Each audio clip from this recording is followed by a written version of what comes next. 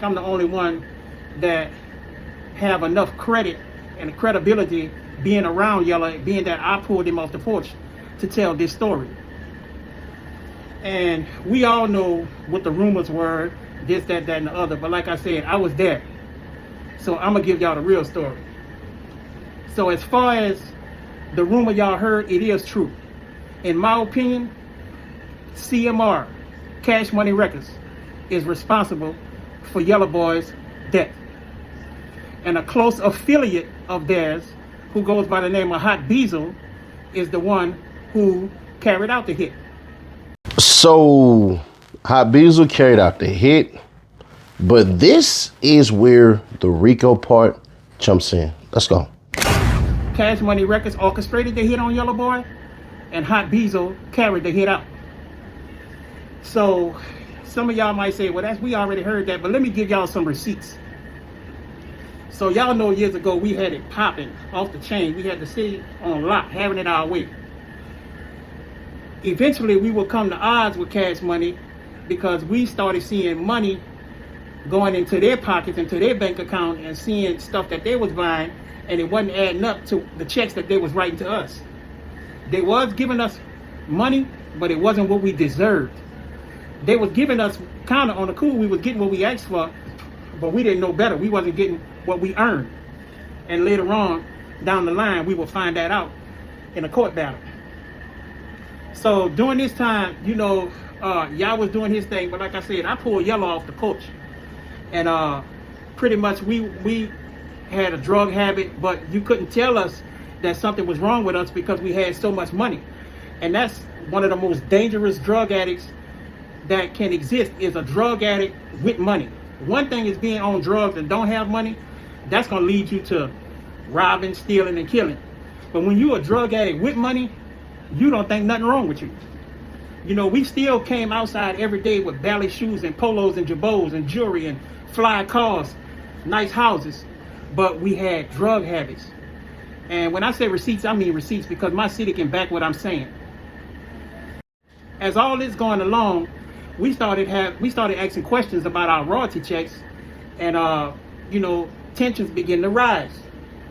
So me being the cool head and the one that likes to calculate before I react, you know, I used to always tell y'all, just chill, man. We gonna figure it out and do it how we have to do it and get our bread. But Yella, who was a little hot-headed, well, he was real hot-headed, he wasn't having that. So Yella used to challenge Baby, aka Birdman, all the time, and test his gangster, and Birdman would test his gangster, and them two would clash a lot. So during this time, most of the time when things would get too far, I get tired and get fed up and be like, man, I'm about to go get myself clean, this, that, and the other.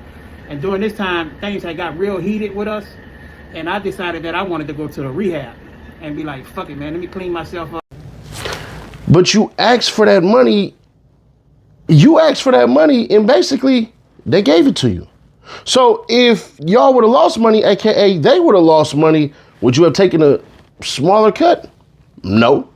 So that's business. It's risk and reward. You guys more than likely was cool with a guarantee.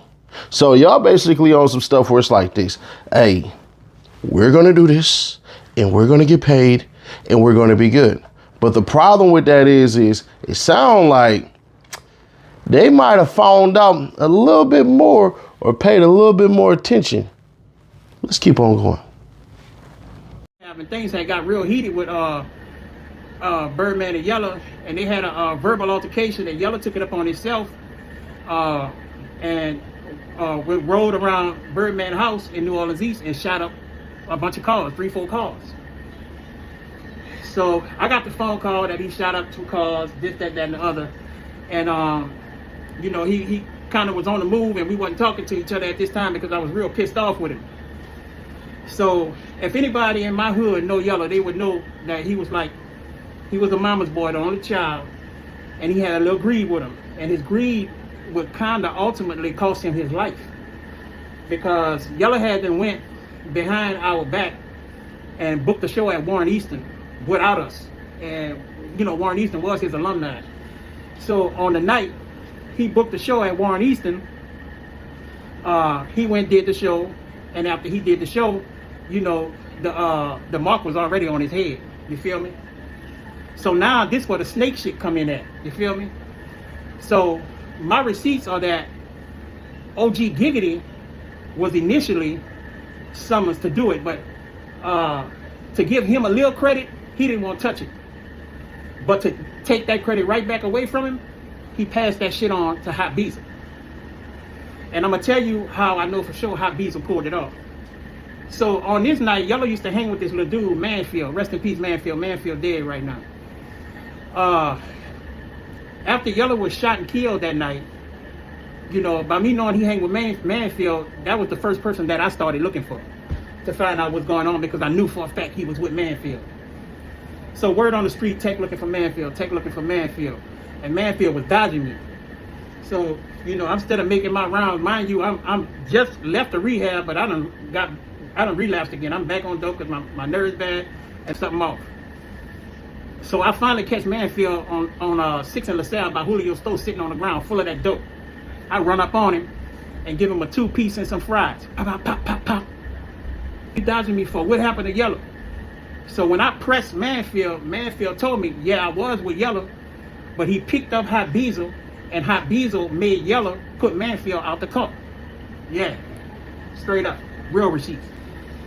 So once I learned that, I just like, okay, I'm gonna play it cool. But I'm so invested and so addicted to drugs, you know, that would be my first order of business every day. You know what I'm saying? Where the real receipts came in at, because it could have just been Manfield word against his, but I doubt it, because why would Manfield just make up a cockamamie story like that?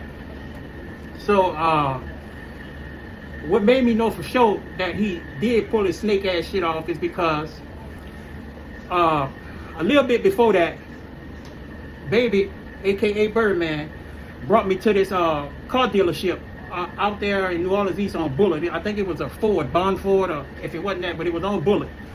And he cashed me out a red Ford Mustang, right?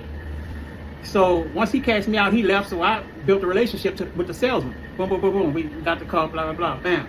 I'm swinging and banging in the car. A couple of months had passed, and I was like, I'm gonna go trade this car in. So when I go trade the car in, and I walk into the car lot, he was like, oh, what's up, Tech? Your man's just left here buying one of his little homies a truck. I said, yeah. I said, who it was? He couldn't tell me who it was, because at the time, who the fuck knew who Hot Beezel was?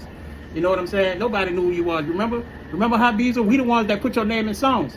Psycho Skeeter, Uncle Larry Hurricane Cup, Pick 'em Frog, Gangsta Cocoa Peanuts, Blue They All Got Pumps. Yeah, nigga. Remember that? Your name was Psycho before it was Hot Beezel. We put you in songs and you snaked my little partner. But anyway, once I learned that, I go uptown, I see Hot Beezel with a brand new Toyota. So I'm like, oh, so that's who Birdman bought the truck for. Now, mind you, Hot Beezel had no affiliation with us, Cash Money. So there's no logical reason that Birdman would take him to the car lot and buy him a car. There was no way that he could have earned that money. He didn't carry no boxes. He didn't put up no posters. He didn't do no road work. He didn't do nothing. He just came out the blue and went to the car lot with Birdman and was bought a Toyota truck. So that confirmed it for me. But I been knew that Hot Beezel was a snake, because way back then, even when we was like little kids, and you know how you sit on abandoned steps and you spray paint your name on the house, he would sneak around there at night and scratch our name out and scratch 4th Street on the motherfucking house. You know, just some dumbass hating that shit. And then fast forward, we still would put their names in songs. Nobody know who Mosquito, Gangster, Psycho, or none of these boys was until UNLV put their names in songs. We made them neighborhood superstars. And then we the ones took y'all outside the hood and let y'all see the city and other cities outside the city. And you turn back around and snake a nigga like that. But like I said, you've been a snake. And mind you, this wasn't the first time that he shot Yellaboy. One night after Corn Dance, he clowning around showing off for some hoes, and he's shooting at the ground, telling Yellow to dance, dance, nigga, dance, showing off for these hoes, and he hit Yellow in the ankle. So that was the first incident. And I always told Yellow, man, why the fuck is you going outside the hood hanging with these outside ass niggas? They just looking for clout. You know what I'm saying? We already done gave these niggas clout by putting their names in songs. You feel me? So it is what it is. Now, let me give y'all the reason why I decided to expose these niggas.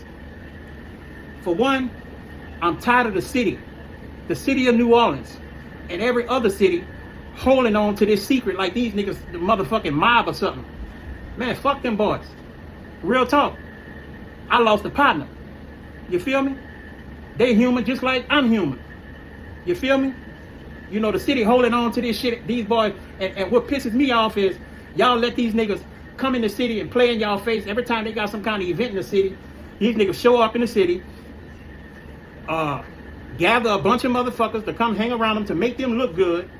And all you up and coming rappers, they promise y'all they gonna fuck with y'all and get y'all a deal, this, that. I'm just tired of nigga playing in the nigga face. You know, all that old hoe ass shit.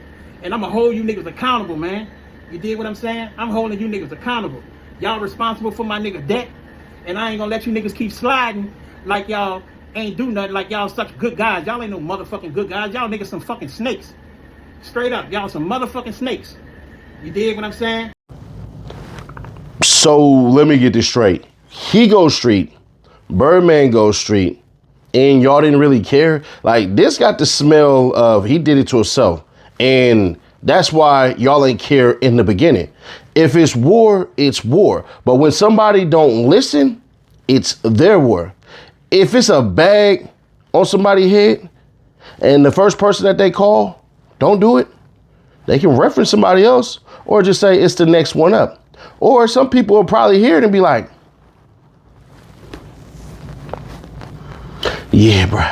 Yeah, I want in on that. I want in on that one. Hell yeah. Let's get it cracking. Reason is you niggas instead of been playing in my motherfucking face. You know, when I came home from jail, I linked back up with y'all and started releasing some music. And Baby, aka Birdman, reached out to a nigga through GDP. And you know, we talked on the phone for like an hour, and it was like, yeah, this, that, and the other, that. Yeah, man, I won't finish my career the way I started with y'all. Y'all like my little brothers, you know, this, that, and the other. Man, I want y'all to come do this Cash Money reunion with me in the Superdome, man. I'm gonna shoot y'all 10 racks, bro. Just give me a minute, I'll call y'all back. But it's on, man. Y'all in the show. Me knowing who he is and how he been with me all these years, I didn't believe him far as I could throw him. But my little dog latched on to that shit. Y'all latched on to that shit and he believed him. You know what I'm saying? But you know, at the end of the day, me and y'all two different people. So, you know, I'm a street nigga, me, man. If you wanna make me out of believe and shoot me to deposit, then I know we locked in. So lo and behold, man, when it's time for the shoot the deposit, this nigga stopped answering the phone. And I'm like, man, what the fuck? Why is you even playing with me, man? I didn't call you. I didn't reach out to you. I wasn't bothering you. I'm doing my own thing. You know what I'm saying? Just trying to keep doing music, stay active because I love to do music and I'm good at it. You call me with this bullshit. You know what I'm saying? So I'm just tired of nigga playing in the nigga face. You know, all that old hoe ass shit. And I'm going to hold you niggas accountable, man. You dig what I'm saying? I'm holding you niggas accountable. Y'all responsible for my nigga debt. And I ain't going to let you niggas keep sliding like y'all ain't do nothing, like y'all such good guys. Y'all ain't no motherfucking good guys. Y'all niggas some fucking snakes. Straight up, y'all some motherfucking snakes. You dig what I'm saying? And I ain't about to stand here and keep on letting that secret go by. The secret is out. I'm spilling it. I'm saying what these scary ass niggas in the city scared to say. Man, I know y'all, I had the little mic and everything. I heard the audio feedback. Nah, I'm cool. This all about music, bruh. How is it your little soldier, your little juvie, your little wine, your little twin, how is it that he was able to get smoked? You on people's heels and bumpers and everything like that. You find out not too long that, hey, Birdman then got a card for little buddy and for Beazle, and next thing you know, it's all bad from there. And you on feet, you over there looking and searching and hunting stuff down. Man, come on, bro. Like, what are we supposed to believe here? We really supposed to believe you, dog? Nah, Dick, I ain't with that one. So let's just see a little bit more, because then he starts to get disrespectful towards other individuals, and it seemed like he got a bit of a gripe. But I'm gonna bring it on down. Listen to the rest of this stuff. Check it out. My second fuck you shout out goes to Juvenile. Yeah, that's right. Yeah, I know Tech done lost his fucking mind, huh? Yeah, but let me tell you why I'm saying fuck Juvie. I reached out to Juvie and was like, man, look, my album about to drop. Just make me a little quick 30-second video saying, yeah, man, y'all go fuck with my nigga Tech 9, got a new album, temperature check, blah, blah, blah, blah, blah. You ignored my phone calls, you ignored my inboxes, and you turned right back around and did the exact thing that I asked you to do for me, and you did it for Wayne. This shit here personal, because I just defended this nigga here. My third fuck you goes out to BG. And the reason why I'm saying fuck you, Jizzle, is because I reached out to you to do the same thing for me, nigga. All I said was make me a quick video saying, yeah, my nigga Tech, blah, blah, blah, coming out, da, da, da, da, da, da. And that was that. That shit ain't cost you nothing, man. That shit wouldn't have cost you nothing but a couple of seconds out of your day. We gon' drag them when we sober, dump they body in a banal, leave a note around their neck saying that you and Chopper City. Sober, dump they body in a banal, leave a note around their neck saying that you and Chopper City boy. Now, is it possible all of this stuff is true? It is. Now, what they're saying about Tech is Tech got bad health. He got a bad liver, bad kidney. He on his way up out of here. He on a donation list. That's what he said in the beginning of the video. I just didn't want to put that in there because it just seems a little bit morbid. Now, y'all know what this sound like a little bit? Like Keefy D. Remember when Keefy D came out, well, y'all don't remember, but when Keefy D came out, he had cancer. He thought he was on his way out. He was trying to sell his book, make some money, get that to his people, blah, blah, blah, blah, blah, blah, push some more stuff, right? Then Keefy D just keeps on miraculously living. And next thing you know, Keefy D ran his mouth so much, he got hit with the murder. Now, Tech say he gonna have a second video, but based off of this one right here, I'm not seeing it. Now, if Bees will come out and say, hey, yeah, all of this stuff is true, I did it, then we'll see. But as it stands right now, bruh, I ain't gonna hold you. I ain't gonna hold you. This just don't sound right. There's parts of this story where if you was really standing on business, bro, there's no way you gonna do business with Birdman unless you trying to put four in the back of his head. Unless you trying to line him up like Connect 4. Bow, bow, bow, bow. You know what I mean? Well, bow, bow, bow. Whatever the hell. Y'all play Connect 4. Can't none of y'all see me anyways. I'll whoop all y'all on Connect 4. Come see Seti Nash. But back to it. Not seeing it, bro. Not seeing it. Not saying what he's saying isn't true. I'm just not believing it. It's too many things going on with money that's afterwards. You try to say, F this person, F that person. Why are you doing business with people who are still helping produce money for baby? This makes zero sense. Then you talking about you ain't scared and all that and blah, blah, blah and all this stuff. If Birdman that ruthless still, you be gone. If his reputation is what his reputation is perceived to be, you will no longer be here. So I ain't gonna hold you. I'm calling cap on this story. Now, is it possible it could be true? It could be, because I ain't from New Orleans. And I ain't gonna hold you. I ain't kicking in New Orleans like that. Now, you just said Baton Rouge. Hey, yeah, all right, cool. Then I can go, I might have a little bit of, you know what I mean? But as far as it go, we'll see, man. Terrence Gangster Williams made a video about this, so I'll be sure to react to it. I'll probably put it on the Reloaded channel. But other than that, to me, this is where the story gets a little wild. I don't see how somebody killed my little homie, especially my youngin', and next thing you know, I'm still willing to do business with the man who had him killed. Now, part of that story, he can come out and say, well, it was his ward. He the one who went over there and didn't listen and shot up Birdman cars. Pardon me, shot up. He said 2 or 3, then he dropped it to 2. So he the one who shot up Birdman cars. But the story goes, if you with me right or wrong, and vice versa. If you right or wrong, I'm still with you, regardless of anything.